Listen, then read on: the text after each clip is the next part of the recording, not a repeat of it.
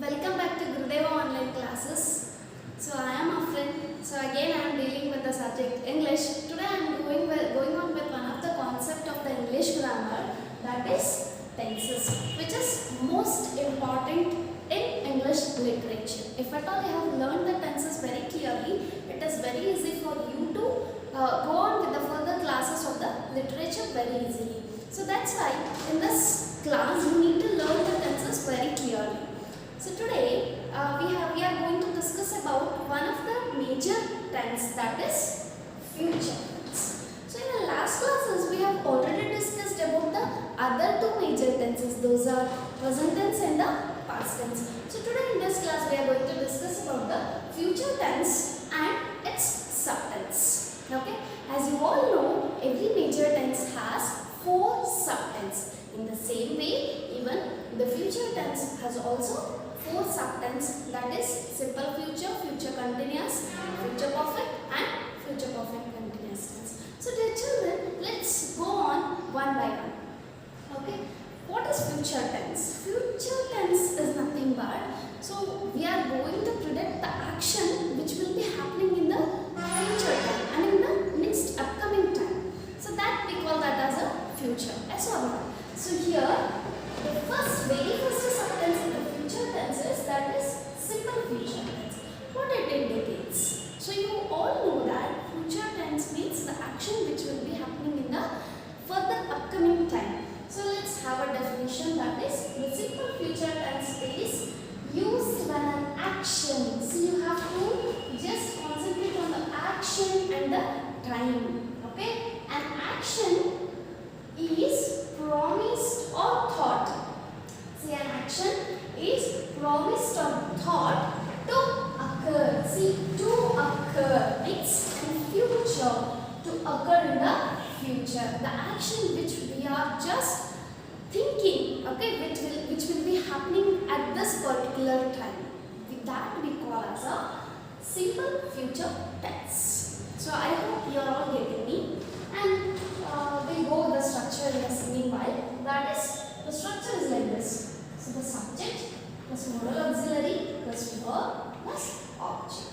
So you all know about the modal auxiliaries. So you all get to know about the modal auxiliaries in the last 2 videos. So which of the modal auxiliaries we can consider is shall, should, can, could, may, might, ought to, must. Okay, all these are all the modal auxiliaries, and you know well the usage of the modal auxiliaries. It depends particularly and completely on the situation when we are talking about. Okay, so it depends on the situation, to which situation, which type of or which kind of modal auxiliary we must use. So let's have an example over the structure. That is, example is I as a subject, shall as a modal auxiliary. As you all know the list of modal auxiliaries, you can use any modal auxiliaries depending on the situation. In the last video, I have given you very clearly how you have to make use of the modal auxiliaries.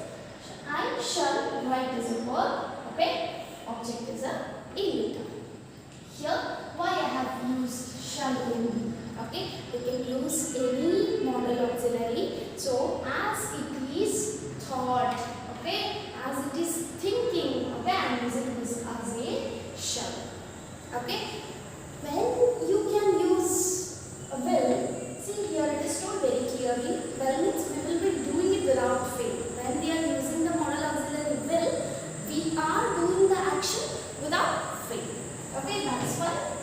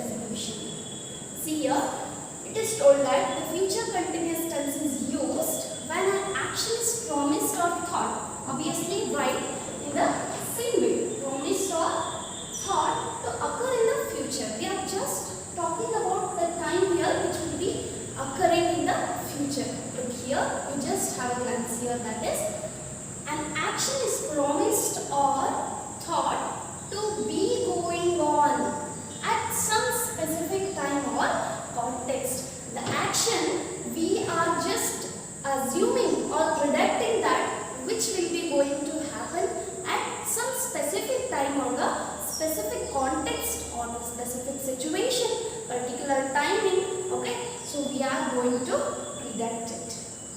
Predict in the sense we are going to assume it. The action will be going on at that particular time. Okay, when we go on to the structure and the example, you will be clear with that. Okay, structure is like this: subject plus modal auxiliary. Be. Have a glance here. Okay, be is used here. This is not the be form. This is not the be. This is the complete. Okay, one be which is used before the verb. Why be is used in the future continuous tense? Okay, to specify or to indicate the action which will be happening at the specific time. Be is used plus verb plus ing, as you all know very well that okay, when we are using or when we are going on to the continuous form, ing is mandatory. Okay, along with the verb. Okay, verb plus ing plus object, whichever the object you are using it. So I have taken the same example, that is I is a subject, shall is a modal auxiliary, again be to indicate the time. Okay, I shall be writing.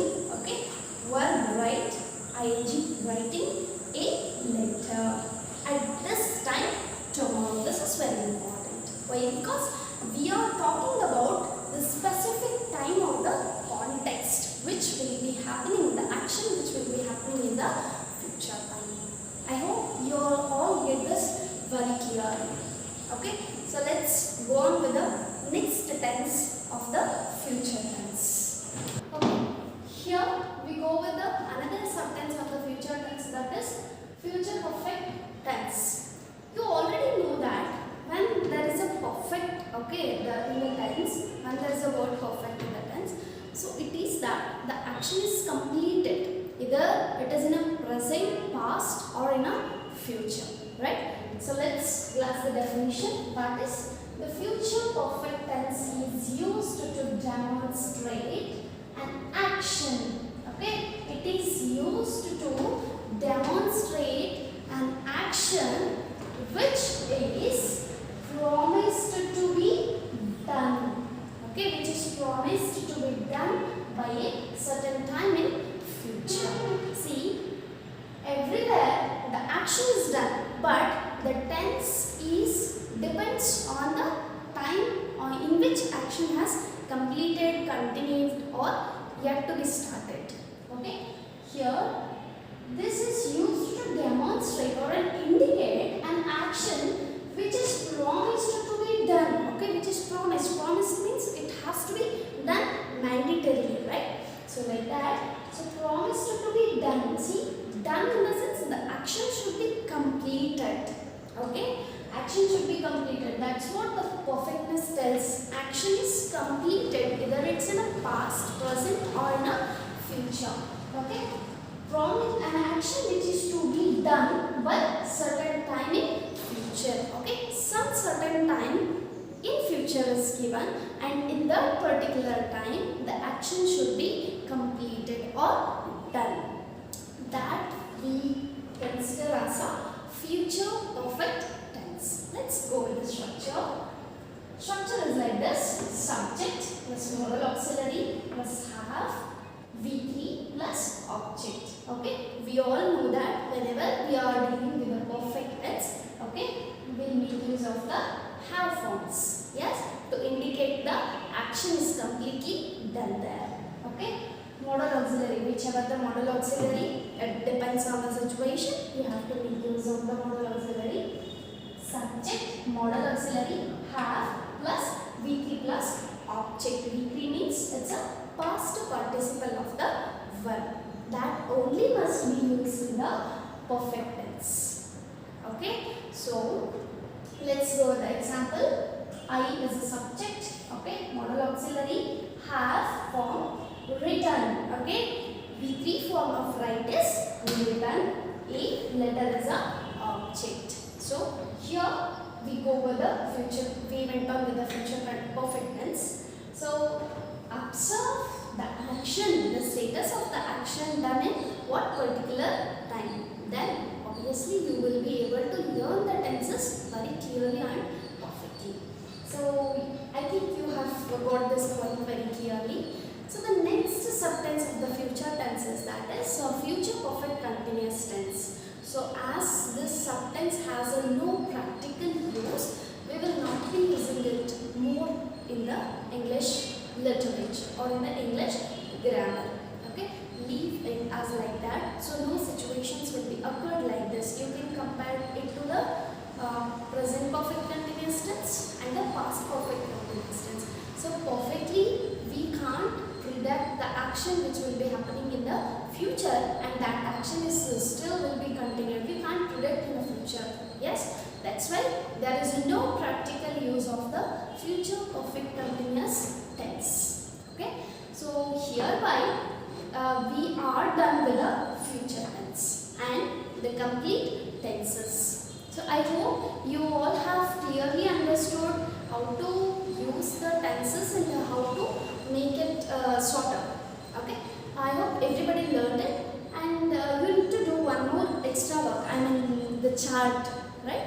You need to draw a chart of the future tense using the verb, okay, sing, and the object song. This is what you need to do it as your assignment for the future tense. You have done it for the present tense as well for the past tense. In the same way, you have to draw the chart using all the persons and all the subtense. You need to draw a chart and write according to the tense, subtense. Clear? So one more time, I am repeating it again. That is, verb is sing, object is song. Okay? Draw a chart of the future tense using the verb sing, object song. I hope it is clear, and this ends your English grammar concepts for your class 7. So I hope everything is clear. Thank you very much. Have a good time. And one more thing, dear children. So leisure is the time to do something useful. Okay? As you have leisure now, don't spend it waste. Okay? Leisure is the time to do something useful. So utilize your complete leisure time to do something useful. Okay? Thank you.